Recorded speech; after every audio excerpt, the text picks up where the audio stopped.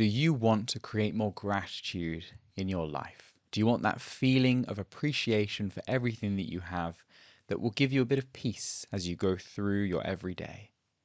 Have you tried to create something like this before and just sort of failed?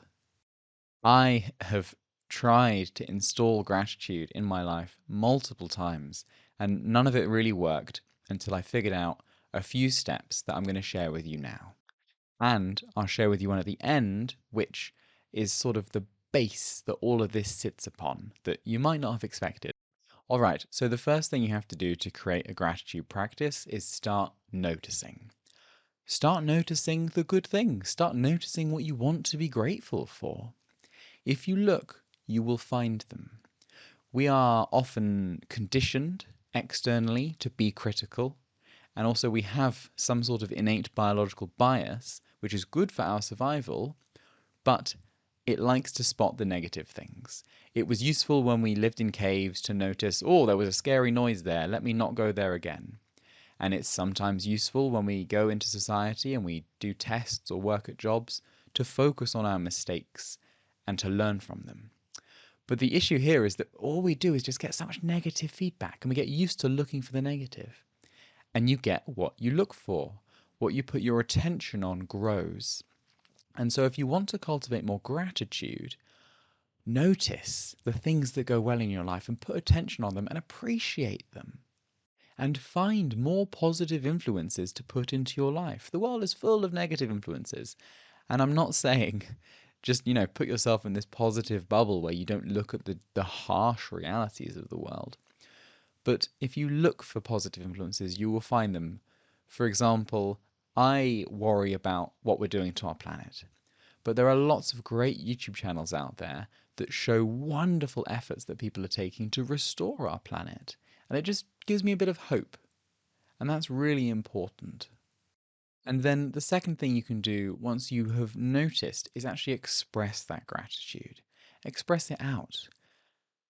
When you do that, you make it real, you make it tangible, and you should really start forming that as a habit. Say thank you for all sorts of different things that you really appreciate. Say thank you when your partner makes you dinner. Say thank you when your friend helps you out with something. Say thank you when you walk to the train and the train is on time. As you say thank you and appreciate more things in life, you will find that you are feeling more grateful. And you just do it right there in the moment. And even if you want another reason to do this, you can start reinforcing good behavior in other people by expressing gratitude. Now, I'm not talking about being manipulative. I'm talking about genuinely expressing your thanks and how good that made you feel when someone did something that you value. So long as you are being real in how you express it, you're not being manipulative. And then the third thing you can do is express gratitude after the fact. So it's quite a lot of work, especially when you're starting out, to be grateful for everything as you're going through life. Sometimes you've got to lock in and get things done. But if at the end of the day, in a quiet moment, perhaps before you go to bed, you make a little note of the day, what happened in my day? And you can go through and show gratitude and express gratitude for everything that happened. The way that I like to do this is by praying. I get on my knees and I pray and I pray to God and I say, thank you, God, for getting me through today. Thank you for helping me enjoy today. And then I go through everything that happened in my day that I can remember that was important to me. And I express gratitude for that.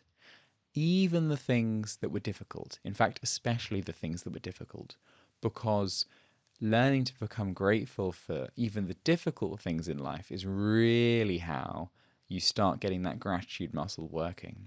Because you realize that even when things go wrong and are hard, that is necessary because it is what is, it is reality. And the more that you can embrace reality, accept reality as it is, the more gratitude you're going to feel. And that really takes us to the fourth point, which is surrender. Ultimately, if you want to feel grateful, you have to surrender your idea that things should be different from how they are. True, ultimate peace and gratitude comes from accepting reality exactly as it is. Exactly as it is. There was a brilliant book on this called Loving What Is by Byron Katie. I highly, highly recommend it if you want to start being able to cultivate more gratitude in your life. And it basically gives you a proper 4-step process, 4 questions you can ask yourself to start loving what is. And if you struggle with this, because it is quite a radical difference compared to how we normally think of life, we're normally taught to think we should dislike bad things. Try acting as if it was a good thing. Try acting as if that annoying person at work is trying their best. Try acting as if that person who made a mistake, is actually meant to do well. Give them the benefit of the doubt. Try acting as if everyone around you wants to support you and wants you to do well, and you are supported by a higher power who also wants you to do well. Try acting as if the challenges that you have to face are there to teach you something so that you individually, as the wonderful human and unique human that you are, can learn and grow and really become you and yourself.